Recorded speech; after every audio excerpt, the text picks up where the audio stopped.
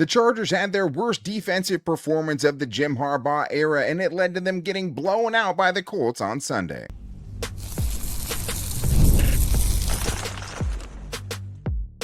You are Locked On Chargers, your daily podcast on the Los Angeles Chargers. Part of the Locked On Podcast Network, your team every day.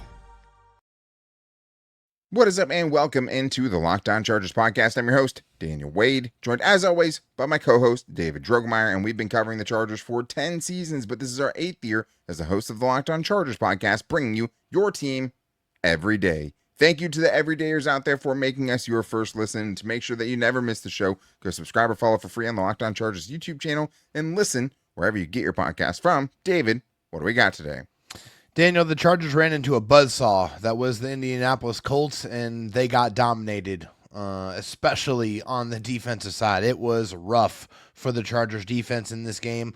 Justin Herbert did have an all-time performance as far as passing yards were concerned. It just wasn't quite enough. But we do have to highlight Oronde Gadsden II going absolutely crazy and having a career game so far in his rookie season. Man, the Chargers have spoiled some really strong rookie performances this season. But today's episode is brought to you by PrizePicks. Download the PrizePicks app today and use the code LOCKEDONNFL to get $50 in lineups after you play your first $5 lineup.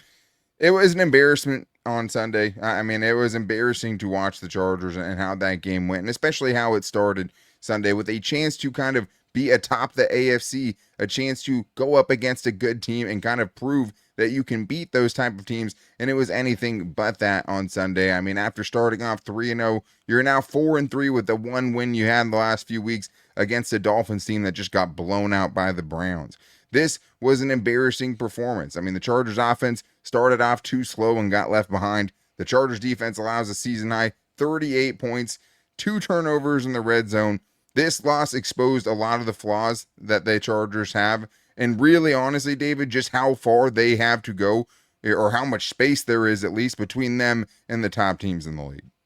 Yeah, this was definitely a wake-up call for the Chargers, and I think also just an understanding of where they're at. I think offensively, they know what they can do with the passing game, but they also know that there's some shortfalls that they have to get answers for. Offensive line, the running game. Defensively, there was nothing working in this game for the Chargers. Nothing at all. They really did not get anything positive going up against this Colts team.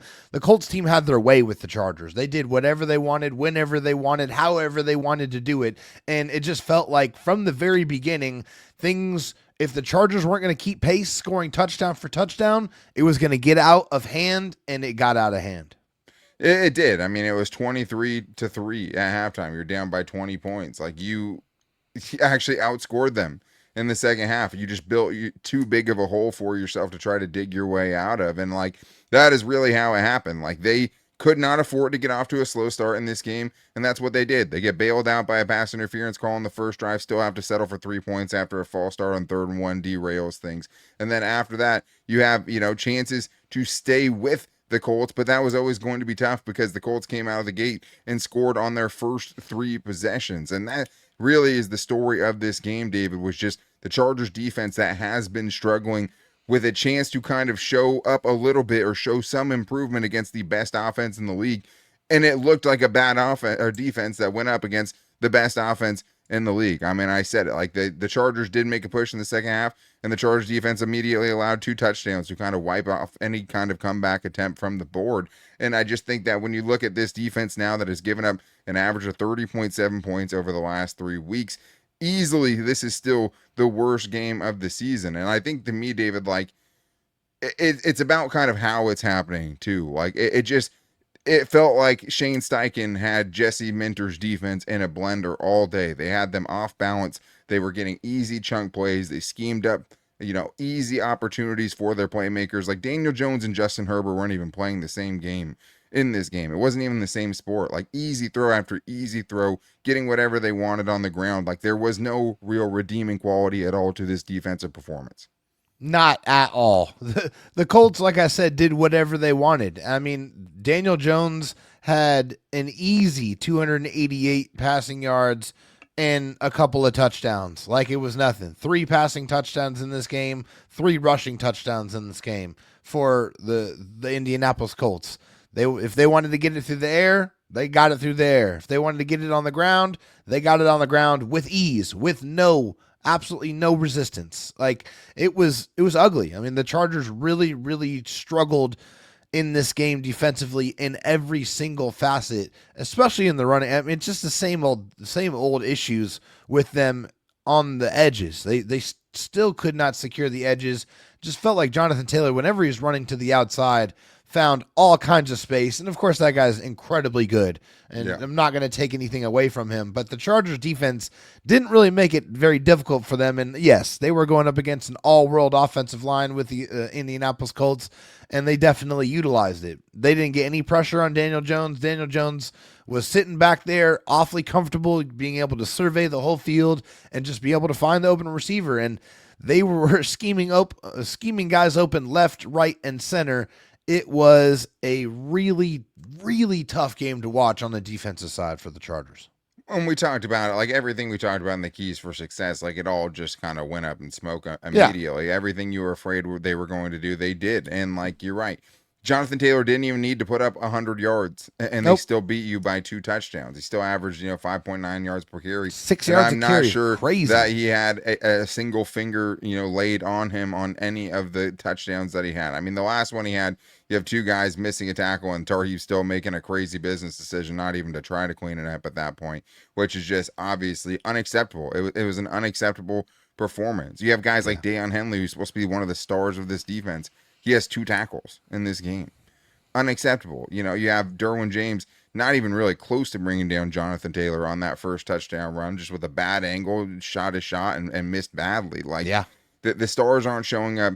You don't have the pass rush that you need to consistently get out the field when you do actually force a third down. But the Chargers couldn't even do that. The Colts on their first offensive drive faced 1 second down. That entire drive, they didn't even have to face a third down. They had 3 drives in this game with an asterisk because one was an 81-yard punt return that set them up for a 14-yard drive, but 3 separate drives where they didn't even force a third down. Like, that is just unacceptable, including both of the ones to start the second half. But to open the game with 3 straight touchdown drives allowed, to start the second half when your team is surging a little bit, and even then, right, you give up 2 touchdowns immediately. Like, you have to be able to step up and get off one of the field on one of those times, because we talked about it. They could not get the Colts offense off track. Like, they could not get them behind the sticks. And then, on the third drive, you finally get a sack. Khalil Mack cleans it up after 3 other guys missed the sack. You get a 3rd and 17. And then on 3rd and 17, you get no pressure and allow an easy 48-yard pass. Like, you also have a drive where they just straight up disrespected you and went for it 3 separate times on 4th down and got every one of them. Like, easily. It was embarrassing, David. It was really bad. It was a hot knife through butter. Like, it just is unbelievable that the Colts just said, "Oh, well, they're not going to stop me. No matter what I decide to do, I'm the one dictating the pace in this game. I'm the one that's going to decide how this game goes." And the Chargers had nothing to say about it. I mean, I talked about having to earn the right to be able to rush the passer. They didn't earn that right at all in this game. The Colts were so far ahead of the sticks. I still can't fathom that what you just said was an actual real thing that happened. Like, I can't understand that. How do you not even face a 3rd down on multiple drives in this game? That's absolute video game like situation. Like, it's unheard of. The Chargers defense had no answers.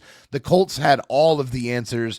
And it was a straight up embarrassing performance that the Chargers defense should be sickened to have to watch. And when they watch this film, it's going to hurt, because it's going to be physically painful to have to watch how they allowed the Colts just to do whatever they want, have their way with the Chargers defense.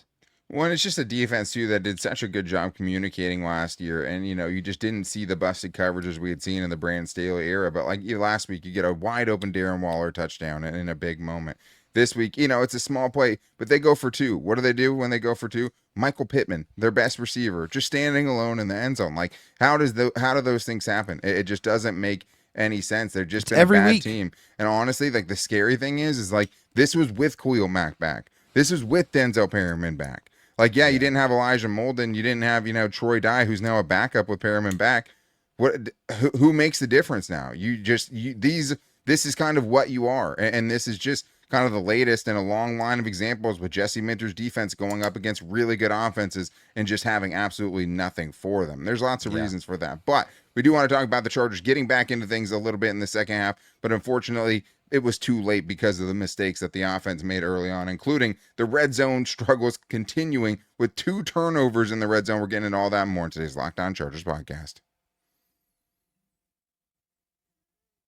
If you're a business owner, here's the truth. SaaS promised to make work easier, but now the average company is buried by hundreds of apps that slow down your teams and simply don't work together. That's not SaaS, that's sad. Software as a disservice. That's why you need Rippling. Rippling is a united platform for global HR, payroll, IT, and finance all in one place, and they've helped millions of businesses replace a mess of disconnected tools with one system designed to give leaders clarity, speed, and control. By uniting your employees, teams, and departments in one system, Rippling removes the bottlenecks, busy work, and silos your software created.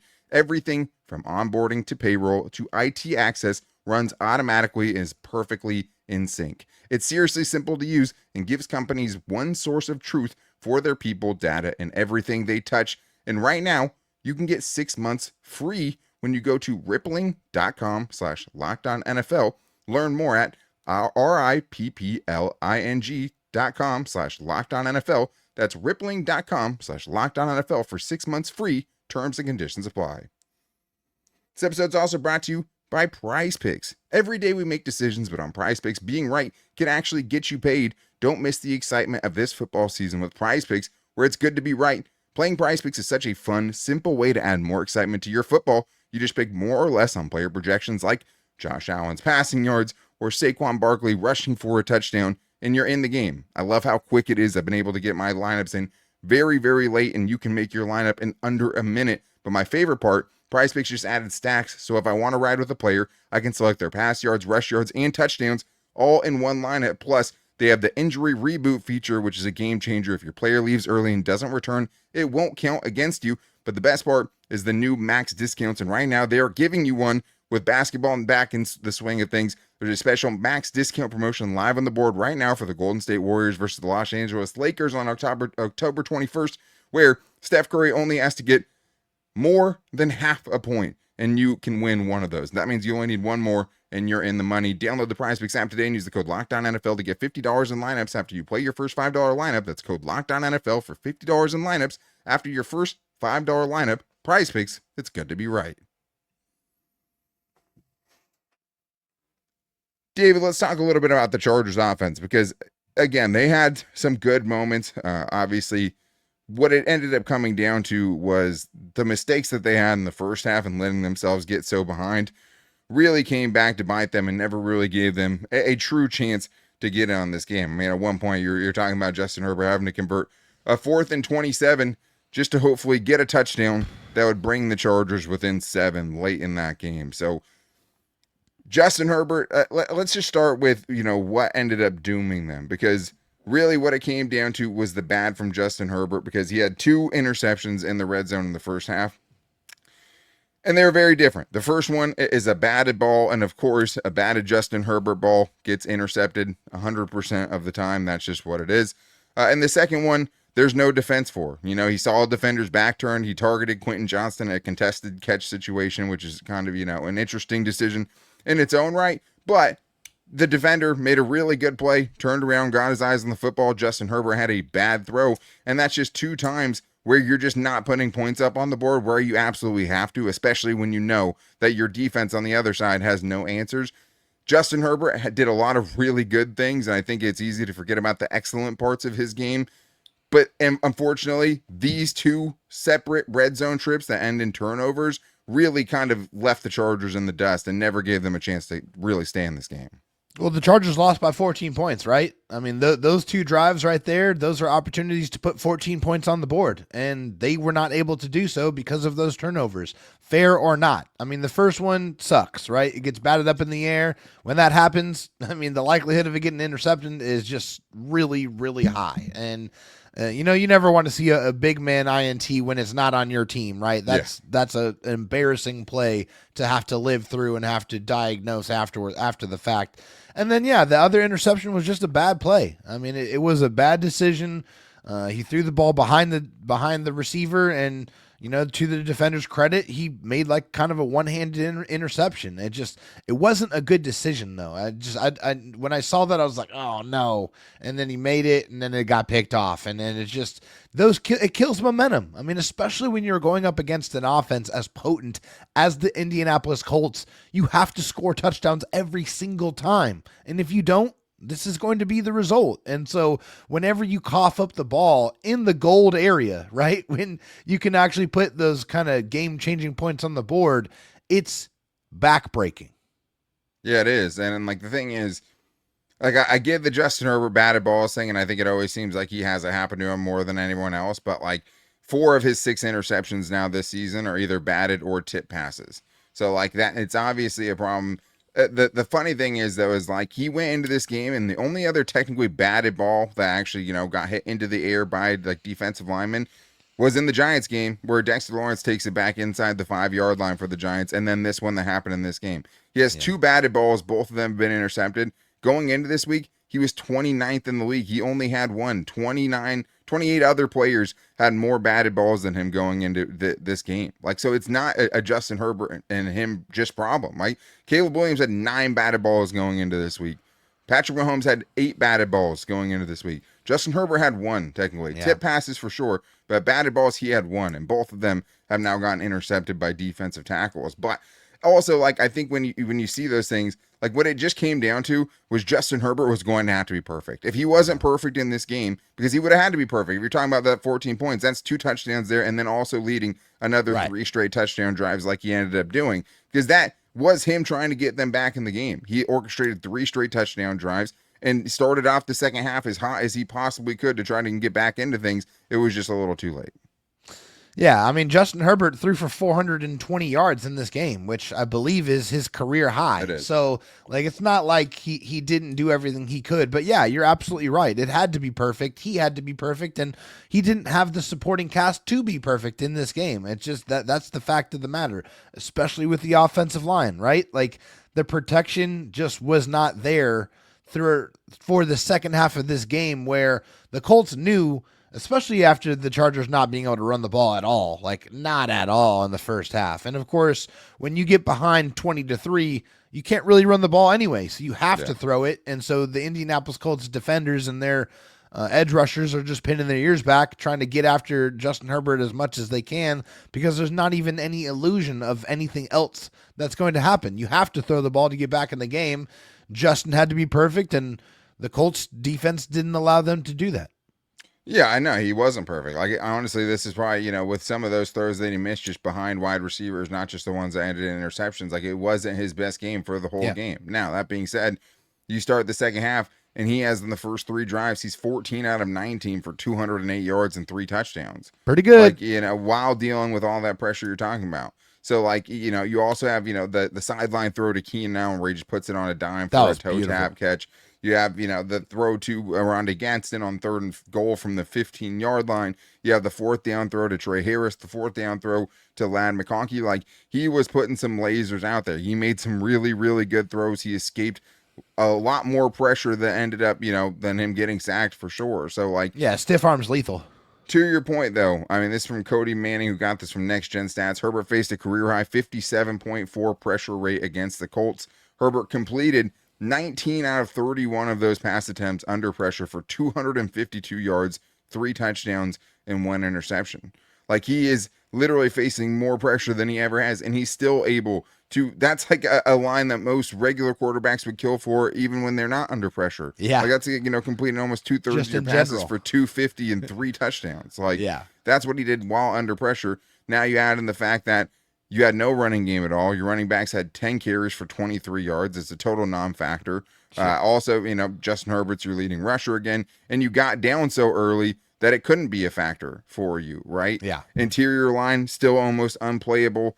Not only allowing pressure, but just not getting any push in the run game either.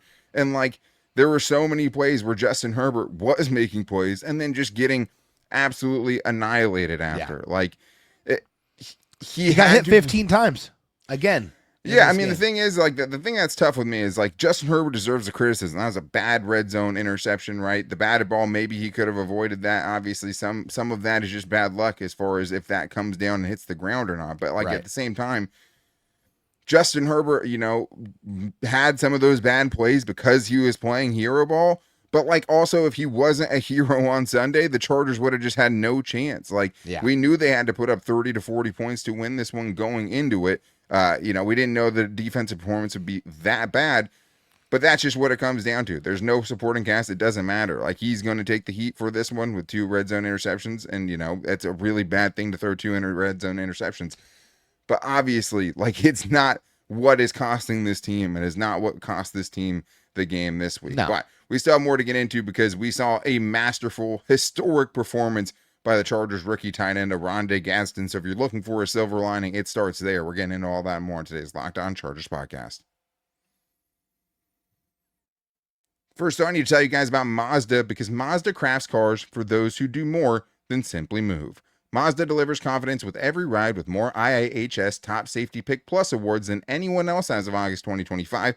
From footwork to breathwork, athletes sweat all of the details. Mazda brings this same intention to how we craft every model. And the Chargers, especially defensively, couldn't be any further than what Mazda brings to the table. The lack of, attention to detail, the getting tricked and not being ready, not having the film to know where you're supposed to be at defensively was a disgrace. But you don't get any of that with Mazda. What you get with that is Japanese craftsmanship in every detail. From the metallic accents to available Napa leather upholstery, you can make everyday drives feel like anything but, from smooth handling to intuitive controls. With all-wheel drive standard in every crossover SUV, you can drive with confidence through almost every season. Like our players, we sweat every detail because when you make every moment count, impossible becomes irrelevant. Mazda, move and be moved.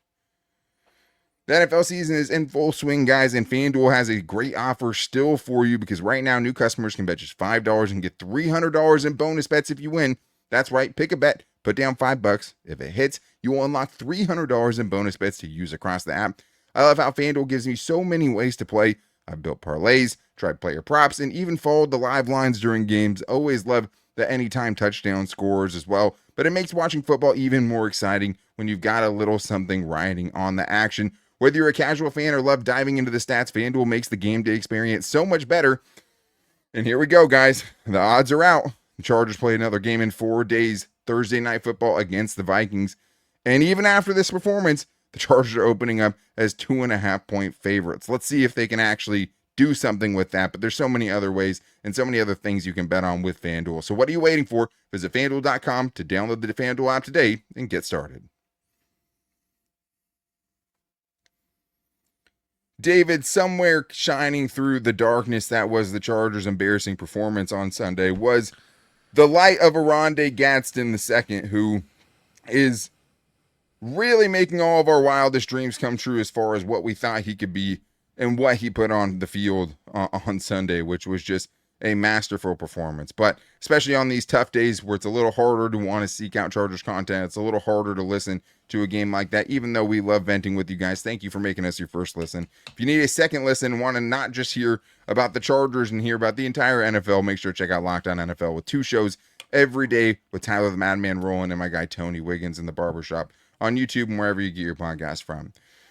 Let's talk about Oronde Gadsden, David, and change the vibe up here a little bit just because, man, like, between, Omarion Hampton's breakout performance that he had against the Giants and then also, what you saw this week with the Chargers, having Omarion Hampton do something like we've truly never seen a Chargers player do in this situation. Like, as bad as it is, man, does it look like the Chargers got a really, really bright future in their tight end room with Oronde Gadsden II. Man, that was so fun to watch. So fun for him to be a big focal point of this offense, to get those opportunities and truly make the most of them. Like, he was a big play machine all game long. 7 receptions, 164 receiving yards, and of course the long of 53 and his first career NFL touchdown. When I say big play, this guy averaged 23.4 yards per reception in this game. Like, he was a huge threat, making big catches, getting yards after catch, like doing absolutely everything. One guy that, no question about it, showed up and showed out and gave his all. Oronde Gadsden II deserves this praise. He was fantastic, and man, does it get you excited and happy that the Chargers and Justin Herbert finally looks like they found that marriage mate at tight end with Oronde Gadsden II. It's crazy, man, because like that's 3 yards behind Antonio Gates' best ever game. And Antonio Gates had a 167-yard performance, which is the most he ever had in a single game. And Oronde, as a rookie, just had 164 yards. I saw Alex Insworth, say that the previous high by a rookie Chargers tight end was 117 yards by Antonio Gates. His rookie season, he just demolished that, right? I mean, it was insane. I think it's how it happened too. Like, yeah, the big play, he fights through a holding penalty. He doesn't just sit there and try to flop and you know, hope to get a flag thrown for you. He fights through it, catches the ball from Justin Herbert, breaks the tackle, and goes 53 yards. 3rd and goal, big giant play from the 15-yard line, comes through with his first career touchdown. Just an absolute seed by Justin Herbert too. But like just throughout the game, he had another one down the right sideline where like Justin Herbert throws it up to him. He goes up, jumps up, makes a 2-handed catch, comes down and bounds. Contorting his body. Yeah, beautiful. He's ridiculous. Like he's a former receiver. And like, we talked about it so much before where we just said like, hey, there's plenty of bad blockers in the NFL. Oh, yeah. This dude has a receiving ability that is uncanny. And I don't even think he's a bad blocker either. This game had Tyler Warren in it, and Tyler Warren wasn't the best rookie tight end on the field. And that dude was a first-round pick. Like, obviously Tyler Warren, more of an all-around player, better blocker, and things like that. But, like, he wasn't the best receiving tight end on the field.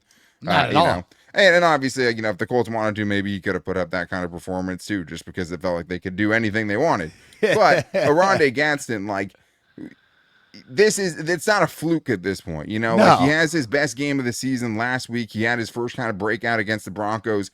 This is what he can be. And like, that is so encouraging that you have this guy now for 4 seasons on a really, really cheap contract and you hit on him with a 5th-round pick. So a lot of bad on Sunday. Oronde Gadsden, though, clearly just awesome and is a special player, it looks like. But Keenan Allen, David, also, turning back the clock. He says, hey, Oronde Gadsden wasn't the only one with a 100-yard receiving day on Sunday. No, he was not. And for Keenan Allen, just unbelievable, this guy. Another 11 receptions, over 100 yards receiving. Does what he does on 3rd and 4th down, obviously just being that guy that's so reliable, that just understands where to be, but also making big catches. His toe tap catch on the sideline was gorgeous. Like, it's teach tape, right?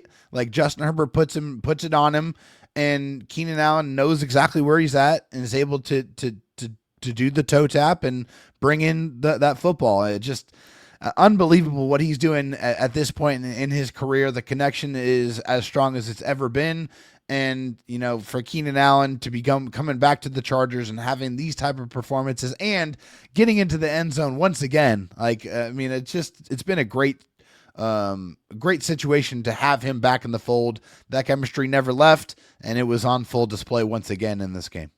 Yeah, and just the guy still has plenty of gas left in the tank. Oh, yeah. I know, the Colts secondary was absolutely banged up for sure, but still, like, he's easily been the Chargers' best free agent addition, and he was like the last big one that they made way after the fact, after Mike Williams' surprise retirement is what it took for the Chargers to get him back in the building.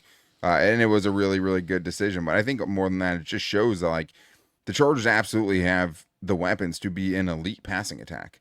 Yeah. Like, there's one part of it they're missing, and it's the protection. Like, they have dudes. Like, Trey Harris has been awesome, and, like, he, comes up with a huge 4th down catch, a couple really big plays, and, like, he's having a hard time cracking the field right now and wasn't even the best rookie receiver on the field for the Chargers. So, like, they added a bunch of weapons. Those weapons are paying off for them, but unfortunately, what they didn't do on the offensive line is making it really hard for us to see it. But I think now it's just about David, the Chargers kind of rebounding quickly. Like, the season isn't over. You're 4-3, but you also have a game on Thursday night against the Vikings with a chance to get to 5-3 with a game against the Titans the next week. Like, the Chargers can turn this around. Like, they can't beat teams like the Colts right now, obviously, but man, they have 2 games coming up over, a 10-day span where they're going to have to figure it out and try to get to 5-3 or 6-3.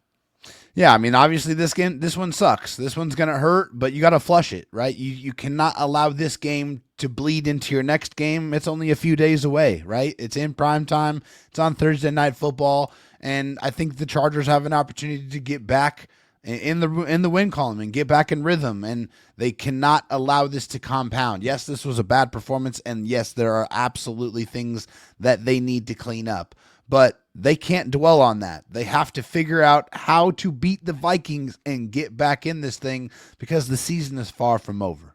Yeah, and whether it's Carson Wentz or JJ McCarthy right now, it's a problematic game for them, right? Like, It's not going to be an easy game, but the last time Justin Herbert played the Vikings, he had his previous career high in passing yards with over 400 yards, and Keenan Allen had 18 catches for 215 yards and also threw a long touchdown. Yeah. So, they're going to need it again, more than likely. Should also be the return, potentially, of left tackle Joe Alt, which doesn't fix everything, but is a just gigantic help.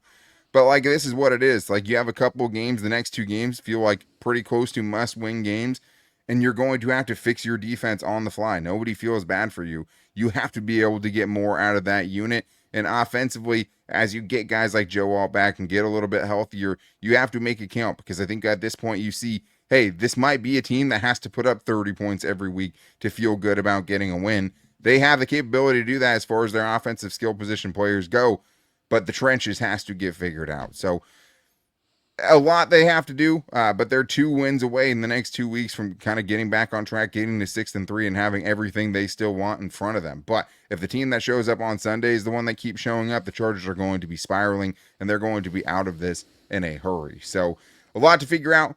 We know that you guys are angry right now. We totally understand it. Tomorrow will be another good vent session where you guys can get your thoughts on the show, because it is Buy or Sell Tuesday, getting into the biggest Charger storylines and overreactions. So make sure you hit us up on social media to get your buy or sells in for tomorrow, at Locked On LAC on Twitter, at Locked On Chargers on Instagram, and our Locked On Chargers Facebook page. You can also call it in if you want to 323-524-7924 and give us your 30-second Chargers buy or sell there. We appreciate you guys, as always, especially after the tough games, for checking in on us, making us your first listen. To make sure you never miss the show, go subscribe or follow for free on the Locked On Chargers YouTube channel and listen wherever you get your podcast from. But I know there's a lot of overreactions in there. Make sure you guys get them in so we can buy or sell them on tomorrow's show, including maybe if Oronde Gadsden just straight up is the best Chargers tight end since they had Antonio Gates, and more. But until then, guys, take it easy and go Bulls.